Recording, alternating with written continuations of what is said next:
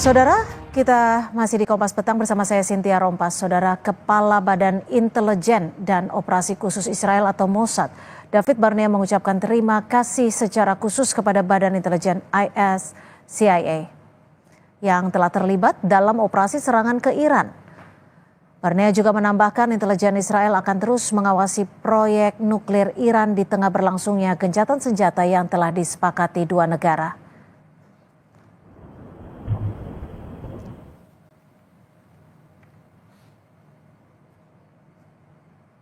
Kepala Mossad David Barnea sendiri adalah sosok yang jarang berbicara ke publik termasuk soal eskalasi perang Iran-Israel.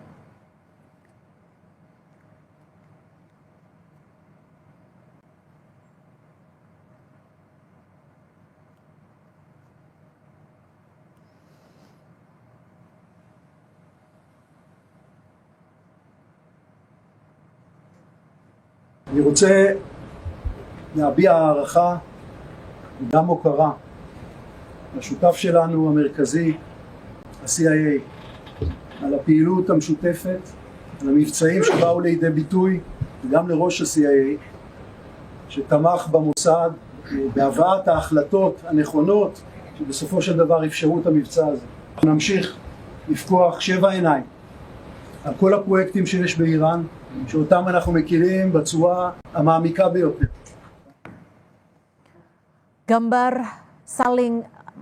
Saudara, informasi saling klaim kemenangan terjadi usai gencatan senjata. Dalam serangan ke Iran kemarin, Israel mengklaim telah menghancurkan sejumlah kawasan militer di jantung ibu kota Iran, Teheran. Salah satunya penjara Evin dan pusat komando pasukan keamanan Iran pada Senin 23 Juni 2025. Rekaman kamera pemantau dirilis pemerintah Iran memperlihatkan saat pintu masuk penjara Evin di Iran rusak karena peluru artileri yang diluncurkan Israel.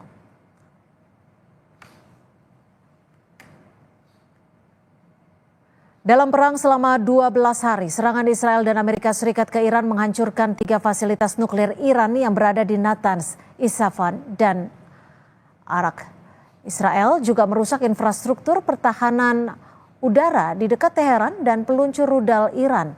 Akibat serangan Israel, 20 pejabat tinggi militer dan ilmuwan nuklir tewas.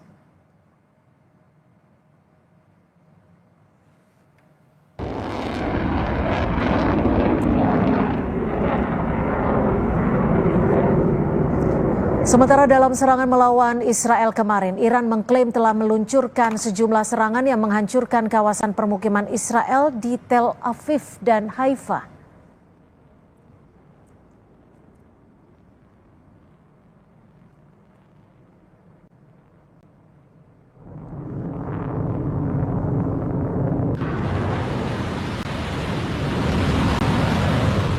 Pasukan Garda Revolusi Islam Iran juga mengklaim keberhasilannya dalam operasi penyerangan ke pangkalan udara Amerika Serikat di Qatar pada Senin 23 Juni 2025.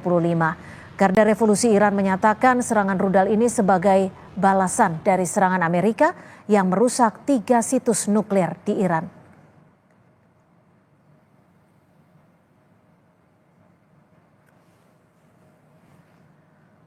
Sementara akibat serangan Iran ke Israel, kompleks militer di Kiryat Tel Aviv rusak. Tak hanya itu saudara, kerusakan sejumlah bangunan terjadi di permukiman warga Tel Aviv hingga kerusakan rumah sakit utama Soroka di Israel Selatan.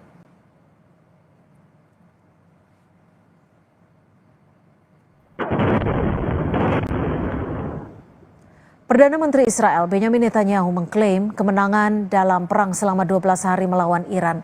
Netanyahu mengklaim telah menghancurkan 3 fasilitas nuklir Iran di Natanz, Isfahan, dan Arak. Netanyahu pun berterima kasih kepada Presiden Trump karena telah membantu Israel menyerang Iran.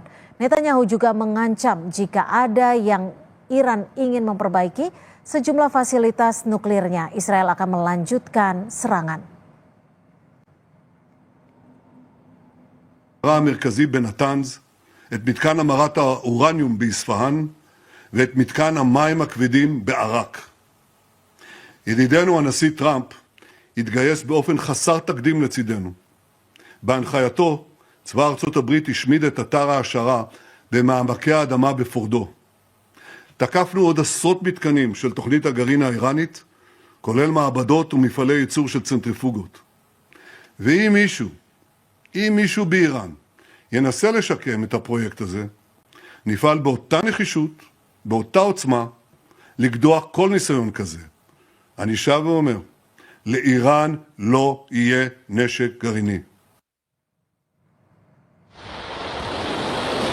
Presiden Iran Masoud Pezeshkian memuji upaya yang dilakukan pasukan militer dan warga Iran atas keberanian mereka selama perang melawan Israel.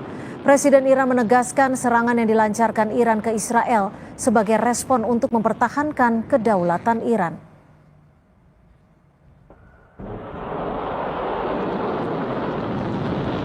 خیلی در رابطه با اینکه مردم در این روند اگر اونا حمله کردن بیاد بریزن بیرون و اعتراض کنند و اعتصاب کنند حساب کرده بود. خب تصور نمی‌کردن یه چنین اتفاقی نیفته. 12 روز اینا زدند. حالا ما هم زدیم. ولی مهمتر از همه اینا این بود که مردم همه یک صدا ایستادند، از ایران ما، از تمامیت ارضی ما و از کشور دفاع کردن، در صورتی که تمام تلاش‌ها رو این سرویس‌های اطلاعاتی و بیگانه داشتن می‌کردن که در نقاط مختلف کشور ما یه آشوبی راه بندازن و بعد سوار این آشوب بشن. Presiden Amerika Serikat Donald Trump mengatakan akan melakukan pertemuan dengan perwakilan Iran pekan depan. Trump mengaku akan ada penandatanganan perjanjian yang melibatkan dua negara. Trump juga menyinggung peluang kesepakatan perjanjian nuklir yang melibatkan Iran dan Amerika. Menurutnya perjanjian itu tidak diperlukan pihak Amerika saat ini. Look, we're going to talk to them next week with Iran. We may sign an agreement. I don't know. To me, I don't think it's that necessary. I mean, they had a war, they fought. Now they're going back to their world. I don't care if I have an agreement or not. The only thing we'd be asking for is what we were asking for before about we want no nuclear, but we destroyed the nuclear. In other words, it's destroyed. I said Iran will not have nuclear. Well, we blew it up. It's blown up to kingdom come, and so I don't feel very strongly about it. If we got a document, wouldn't be bad. We're going to meet with them, actually. We're going to meet with them. Israel dan Iran sama-sama mengklaim kemenangan dalam perang 12 hari. Sementara Presiden Amerika Serikat Donald Trump menyebut akan bertemu Iran dan tidak menutup kemungkinan untuk membicarakan sejumlah perjanjian. Lantas sampai kapankah gencatan senjata ini berhasil membuat kedua negara tidak lagi berperang? Dan apa arti klaim kemenangan antar negara ini? Kita bahas bersama mantan Duta Besar Indonesia untuk Iran. Sudah ada Mas Dian Wirengjurit. Selamat sore Mas Dian. Selamat sore Mbak Cynthia. Ya Mas Dian, Selamat sore pemirsa. Selamat sore Mas Dian, terima kasih untuk waktunya. Ada klaim tiap negara Iran dan juga Israel saling menang dalam perang ini. Apa sebenarnya yang bisa dibaca dari klaim kemenangan Iran dan Israel ini? Terima kasih Mbak Cynthia. Begini, kalau kita dengar kata klaim itu semua negara yang terlibat perang pasti pada tahap tertentu akan saling mengklaim, bukan hal yang aneh.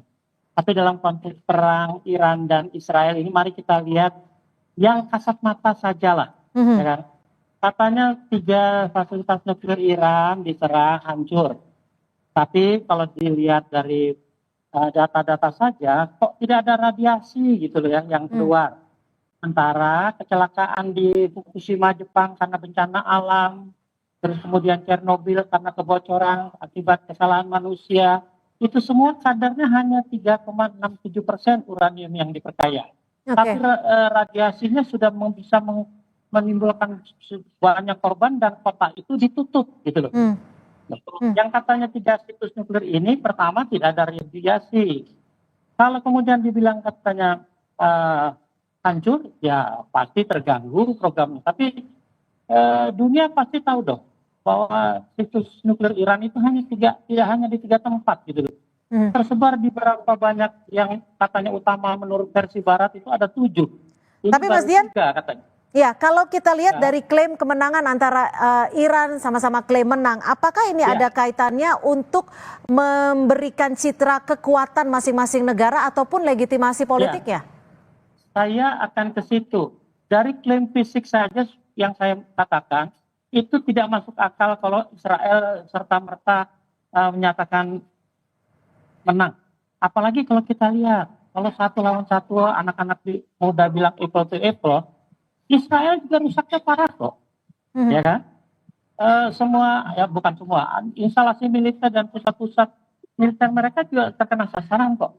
Tapi kok bisa mengklaim menang, tanpa Amerika tidak akan bisa Israel bilang menang. Karena dibantu Amerika saja mungkin karena jelas lebih besar, tidak apple to apple. Ya kemenangan Israel sama Amerika buat saya tidak ada artinya. Tapi yang pasti ini Mbak Cynthia, orang juga tahu kok Iran dikeroyok. Apple to apple Israel sudah tidak ada artinya.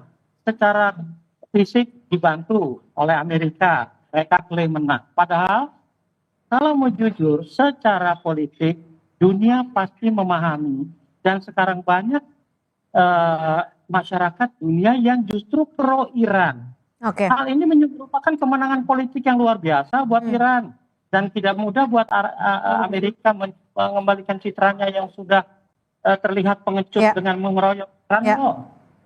Mas Dian, ini kan saat ini gencatan senjata sedang dilakukan. Ada 12 hari perang. Lalu apa yang bisa dibaca dari gencatan senjata ini? Apakah ini hanya jeda taktis sementara atau bisa berlangsung untuk selamanya perdamaian ini?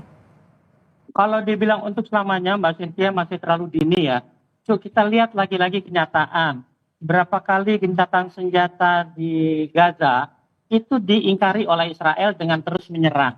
Beberapa kata-kata Benjamin Netanyahu, Perdana Menteri Israel dan Presiden Amerika Donald Trump itu menurut saya tidak bisa dipercaya kok.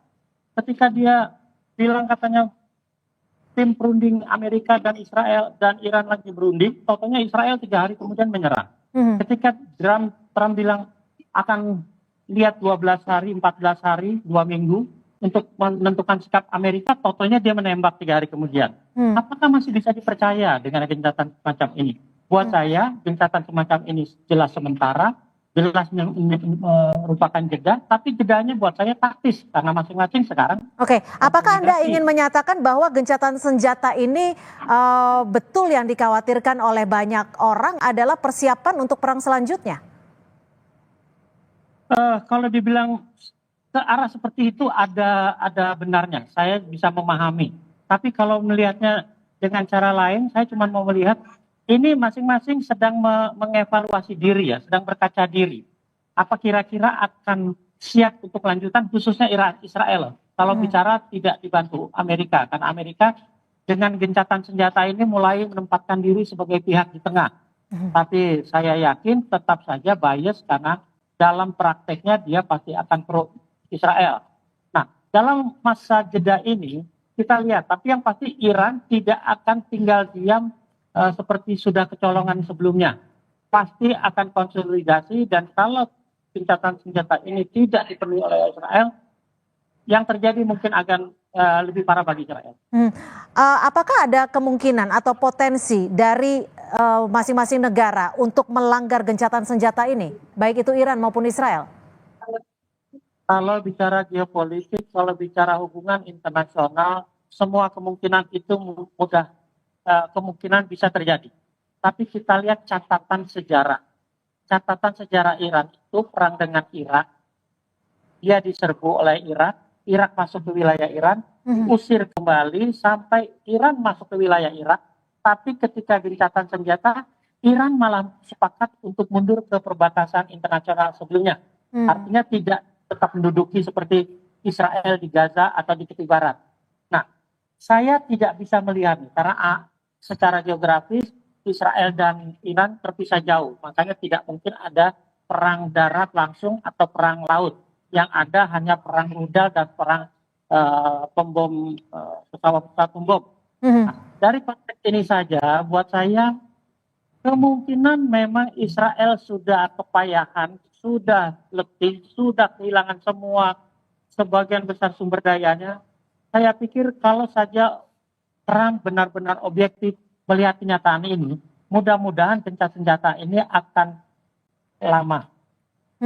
Kalau kita bicara soal kekuatan militer nih, baik dari Iran maupun dari Israel, seberapa kuat masing-masing negara terkait kekuatan militer yang tersisa, baik itu personel, misil, nuklir, dan juga anggaran? Mbak Cynthia, Ya. memang secara kekuatan militer umum mungkin bisa dikatakan tentara. Masing-masing punya rudal, tapi tidak bisa, dalam konteks ini tidak bisa dibandingkan. Karena apa? Karena tidak mungkin terjadi perang darat atau perang laut. Jadi kalaupun Iran lebih kuat di laut, tidak ada bandingannya karena Israel negara kecil, angkatan lautnya juga di Laut Tengah, tidak akan ketemu. Kalau darat tidak akan mungkin terjadi karena harus melewati berbagai negara. Jadi yang bisa diperbandingkan adalah kemampuan kapal terbang dan rudalnya.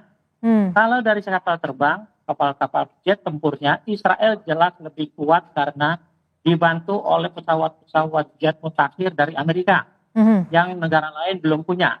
Iran sendiri baru tahap pengembangan pesawat jetnya, tapi jet-jet Rusia baru sebagian datang, tapi jet lama masih ikut terbang. Secara angkatan udara, secara laga di udara, memang kelihatan Iran kurang kuat dalam segi pesawat tempurnya. Tapi rudalnya Iran, saya yakin jauh lebih banyak dari Israel. Oke, kalau jangkauan rudalnya bagaimana? Jangkauan rudal tidak ada masalah. Iran itu punya jangkauan rudal yang disebut rudal jarak peluru kendali, rudal jarak menengah. Israel juga punya. Jarak menengah itu adalah 500 sampai 5.000 kilo. Nah, rudal terbaru Iran sudah bisa mencapai 2.500 sampai 3.000-an. Artinya Israel itu 2.000 saja sudah sampai. Jadi kalau dari segi rudal bisa dilihat di TV, di berita manapun, ratusan rudal Iran itu bisa menembus akhirnya yang namanya pertahanan udara Israel melalui Iron Dome atau David's-Sling atau apapun. Sekarang kalau kita bicara soal kunci perdamaian, celah apa yang bisa dilakukan agar perdamaian ini tidak hanya sementara, tapi juga bisa berlangsung selamanya? Apakah celah diplomasi masih bisa diberlakukan? Saya, latar belakang saya diplomat, saya yakin diplomasi pada akhirnya akan jadi kunci akhir tercapainya gencatan senjata permanen atau perdamaian sekaligus. Tapi yang saya mau bilang begini, Israel itu bukan siapa-siapa tanpa Amerika. Yang menentukan adalah Amerika, dalam hal ini presidennya. Yang sayangnya karakternya seperti itu tidak pernah bisa dipegang dari sejak perjanjian JCPOA, perjanjian nuklir yang tahun 2015. Trump lah yang mencabut semua itu keluar dari JCPOA, sehingga Israel makin merasa dapat lindungan dari Amerika. Buat saya, untuk tercapai suatu perdamaian, yang harus mengetok Israel adalah Amerika. Amerikanya yang harus berpikiran waras, terutama Presiden. Oke, ini juga dikabarkan bahwa Presiden Trump akan bertemu dengan Iran. Apakah peran dari Trump ini bisa mampu menghasilkan perdamaian antara Iran dan Israel? Saya cuma bilang mudah-mudahan pikiran jernih bisa mengatasi gap antara Iran dan Amerika yang selama ini tidak bisa dipertemukan. Tapi Trump memang dari awal sudah dikenal dengan pribadi yang unpredictable, susah diramalkan. Ketika dia maki-maki Korea Utara, ternyata dia mau ketemu sama Kim Jong-un. Bahkan 3 kali mereka ketemu. Bahwa hasil pertemuan itu membawa perdamaian atau tidak di Korea Utara, sampai detik ini masih status quo. Tidak ada kelanjutan pertemuan itu. Kalau sekarang Trump mau bertemu Iran, buat saya kemajuan. Karena sejauh ini Trump sangat-sangat keras terhadap Iran sikapnya karena menganggap rezim Islam Iran itu tidak layak ada. Tapi kalau sekarang menyatakan mau bertemu, buat saya itu sudah secara diplomatik sudah langkah bagus. Oke, kalau kita bicara soal peran-peran dari negara besar lainnya, ada Rusia, Tiongkok, Korea yang tadi Anda sebutkan juga Korea Utara. Seperti apa peran negara-negara ini bisa mempengaruhi perang berkelanjutan atau justru deeskalasi? Kalau saya melihatnya begini Mbak Cynthia, dengan kondisi sekarang saja Trump sudah menyadari bahwa Israel itu tidak bisa lebih lama, tidak bisa bertahan lebih lama dalam perang yang berkepanjangan. Makanya dibantu Amerika. Rusia dan Cina melihat Iran masih mampu menghadapi sebuah negara yang namanya Israel tanpa bantuan mereka.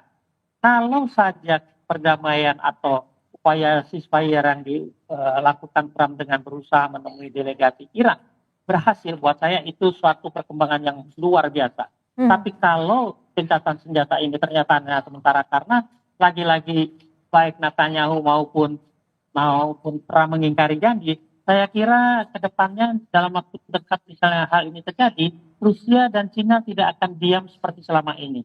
Karena jelas tidak melakukan konsolidasi, sebagian amunisi atau peralatan militer sudah semakin banyak dikirim. Buat saya kalau saja ceasefire ini gagal, gencatan ini gagal, dan Israel berani-berani mulai menyerang Iran, apalagi dibantu Rusia, saya kira dibantu Amerika, saya kira Rusia dan China tidak akan tinggal diam kali ini. Lalu bagaimana Anda melihat dari peran Uni Emirat Arab? Uni Emirat Arab negara yang mengakui baik Israel maupun Iran. Artinya dia harus netral di tengah. Dia tidak akan mau gegabah memihak salah satu pihak karena negaranya kecil dan rawan ya. Artinya dengan modernisasi yang seperti itu serangan rudal Israel apalagi dari Iran itu bisa merusak mereka dan mereka pasti akan menjadi negara yang paling rugi kalau semua pembangunan kesejahteraan masyarakatnya hancur gara-gara memihak salah satu pihak. Baik, terima kasih Mas Dian Wiranjurit, mantan Dubes RI untuk Iran, atas perspektifnya sore hari ini. Terima kasih Mas Dian. Terima kasih Mbak Cynthia, terima kasih pemerintah, selamat sore. Saudara, informasi lainnya di Kompas Petang.